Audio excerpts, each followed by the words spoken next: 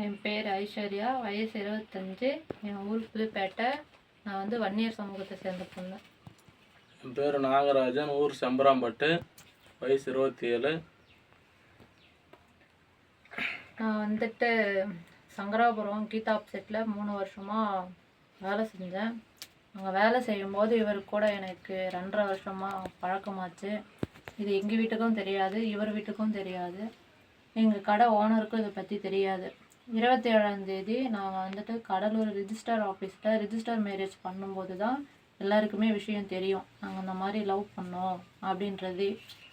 எங்களுக்கு உயிருக்கு பாதுகாப்பு வேணும்னு சொல்லிட்டு ரிஜிஸ்டர் மேரேஜ் முடிச்சுட்டு நேராக கள்ளக்குறிச்சி எஸ்பி ஆஃபீஸுக்கு இரவு 7 மணிக்கு மேலே போனோம்.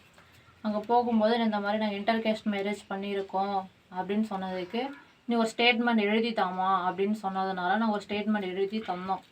எழுதி தந்ததுக்கப்புறமா இவங்க எல்லாம் பார்த்துட்டு சரி ஓகே அப்படின்னு சொன்னாங்க. சொல்லிவிட்டு அதுக்கப்புறமா நீங்கள் வந்துட்டு திருக்கோவிலூர் டிஎஸ்பி ஆஃபீஸ்க்கு தான் போகணும், அங்கே தான் போயாகணும்னு சொன்னதுனால உடனே நாங்கள் அங்கேருந்து கிளம்பி அங்கே போனோம். அங்கே போய் பார்த்தா டிஎஸ்பிக்கு போய் பார்த்தா அங்கே யாருமே இல்லை திருக்கோவிலூரில். அங்கே போய் பார்த்ததுக்கப்புறமா பக்கத்தில் இருந்த மகளிர் காவல் நிலையத்துக்கு போனோம். போயிட்டு நாங்கள் இந்த மாதிரி ரிஜிஸ்டர் மேரேஜ் பண்ணிட்டு வந்திருக்கோம் அப்படின்னு சொல்லிட்டு எஸ்பி ஆஃபீஸ்க்கு போனோம். அவங்க வந்துட்டு நீங்கள் இங்கே போங்க அப்படின்னு சொன்னதுனால அந்த லெட்டரை எடுத்துக்கிட்டு அவங்கக்கிட்ட போனோம். போகும்போது அங்கே இருந்த லேடி கான்ஸ்டபிள் என்ன பண்ணிட்டாங்கன்னா, நீங்கள் 11 மணிக்கு போனதுனால இந்த நேரத்துக்கு வந்தால் நாங்கள் எப்படி உங்களுக்கு பாதுகாப்பு தர முடியும், பாதுகாப்பு தரது எங்களுடைய வேலைன்ற மாதிரி ஒரு இதாக பேசிட்டாங்க. அதுக்கப்புறமா ஒரு லேடி கான்ஸ்டபிள் ஒரு மாதிரியாக பார்த்துட்டு சரி வாங்க அப்படின்னு சொல்லிட்டு எங்களோட டீட்டெயில் மட்டும்தான் வாங்கினாங்க. வாங்கிட்டு எங்களால் இங்கே பாதுகாப்பு தர முடியாது, எங்களுக்கு மேக்ஸிமம் 6 மணி வரைக்கும் தான் எங்களுக்கு ரூல்ஸே சொல்லியிருக்காங்க. 8 மணிக்கு வந்திருந்தா கூட பரவாயில்ல, நாங்கள் ஏதாவது பண்ணியிருப்போம். 11 மணிக்கு வந்திருக்கீங்க, நாங்கள் என்ன பண்ணுறது, எங்கன்னா வெளியே போய் ஸ்டே பண்ணிவிட்டு அதுக்கப்புறமா காலையில் 11 மணிக்கு வாங்க அப்படின்ற மாதிரி பேசிட்டாங்க.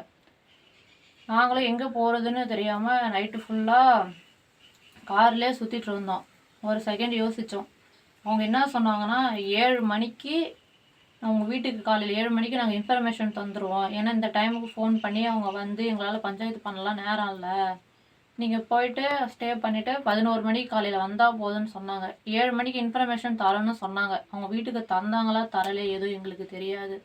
நாங்கள் காலையில் இது நம்பிக்கையே இல்லைன்னு சொல்லிட்டு திருப்பி கள்ளக்குறிச்சி எஸ்பி ஆஃபீஸ்க்கு போனோம். இந்த மாதிரி நைட்டு நாங்கள் போய் சொன்னோம், சரியான பாதுகாப்பும் தரலை, நைட்டு ஃபுல்லாக கார்லேயே தான் சுற்றணும்னு சொன்ன பார்த்து சரி நான் பேசுகிறேன். அந்த நேரம்னு பார்த்து கள்ளக்குறிச்சியில் அடிக்கல் நாட்டு விழா வேறு நடந்துட்டு இருந்ததுனால எஸ்பி ஆஃபீஸில் யாரும் இல்லை, இங்கே எதுவும் எங்களால் பண்ண முடியாது, நீங்கள் திருப்பி திருக்கோயிலூர் டிஎஸ்பி கிட்ட தான் போகணும், போங்க நான் பேசுகிறேன், போனால் ரெஸ்பான்ஸ் தருவாங்கன்னு சொன்னாங்க. நாங்களும் திருப்பி போனோம். போனதுக்கப்புறமா டிஎஸ்பியை பார்த்தோம். திருக்கோயிலூர் டிஎஸ்பி பார்த்ததுக்கு அவர் வந்துட்டு விசாரித்தார். நாங்கள் வந்து இந்த மாதிரி இன்டர்கேஸ்ட் மேரேஜ் பண்ணியிருக்கோம் அப்படின்னு சொன்னதுக்கு, நீ விருப்பப்பட்டு தான் வந்தியாம்மா அப்படின்றதுக்கு, ஆமாம் நான் விருப்பப்பட்டு தான் வந்தேன், அந்த மாதிரி நாங்கள் வந்துட்டு 27ஆம் தேதி கடலூர் ரிஜிஸ்டர் மேரேஜும் பண்ணிட்டோம் அப்படின்னு நாங்கள் சொன்னோம். அதே மாதிரி வீட்டில் இருந்து ஏதாவது எடுத்துகிட்டு வந்தியாம்மான்னு கேட்டதுக்கு, நான் வந்துட்டு காசோ நகையோ எதுவும் நான் எடுத்துகிட்டும் போகலை, வேறு ஆளாக தான் வந்தேன், எனக்கு பிடிச்சதான் கல்யாணமும் பண்ணேன் அப்படின்னு சொன்னாங்க.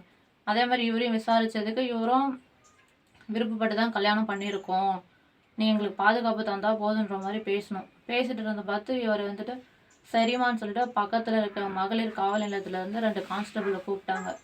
கூப்பிட்டுட்டு நீங்கள் வந்துட்டு ஸ்டேட்மெண்ட் எழுதிக்கோங்க, வீடியோ ரெக்கார்டு எடுத்துக்கோங்கன்னு சொல்லி அனுப்பி விட்டாங்க.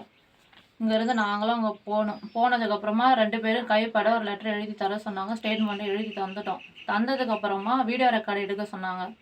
வீடியோ ரெக்கார்டு எடுக்கிறதுக்கு கூட கான்ஸ்டபிள்லாம் வந்துட்டு மேலேயும் கீழும் பார்த்தாங்க. ஒருத்தவங்க வந்துட்டு நான் எடுக்கிறேன்னு சொல்லி வந்தாங்க, என் ஃபோனில் சரியாக இந்த பக்கம் நின்னா கிளார் அடிக்குது, சரியாக தெரியல, அப்படி இப்படின்னு ஏதோ சாக்கு சொல்லிட்டு இருந்தாங்க. அதுக்கப்புறம் நீங்கள் ஏன் இப்படி பண்ணுறீங்கன்னு போய் பேசினதுக்கப்புறமா திருப்பி இன்னொரு லேடி கான்ஸ்டபிள் வந்துட்டு வீடியோ எடுத்தாங்க. வீடியோ எடுத்ததுக்கப்புறமா திருப்பி டிஎஸ்பி கிட்ட போய் விட்டுட்டாங்க. இந்த மாதிரி நாங்கள் எல்லாம் பண்ணிட்டோம் அப்படின்னு சொன்ன பார்த்து, சரிம்மா நீ விருப்பப்பட்டு தான் போறியா, எங்கே போறியா அப்படின்னு கேட்டது. நாங்கள் இந்த மாதிரி திண்டுக்கல் போகிறோன்னு சொல்லிவிட்டு நாங்களும் அவரும் சரி போயிட்டாங்கன்னு சொல்லிட்டு வழி அனுப்பிச்சி வச்சார். நாங்களும் வந்துட்டோம்.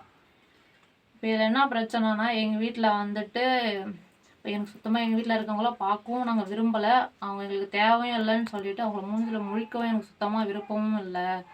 அவங்க எங்களுக்கு வேண்டான்னு சொல்லிட்டு நானாக விருப்பப்பட்டுதான் கல்யாணமும் பண்ணிட்டு வந்தேன்.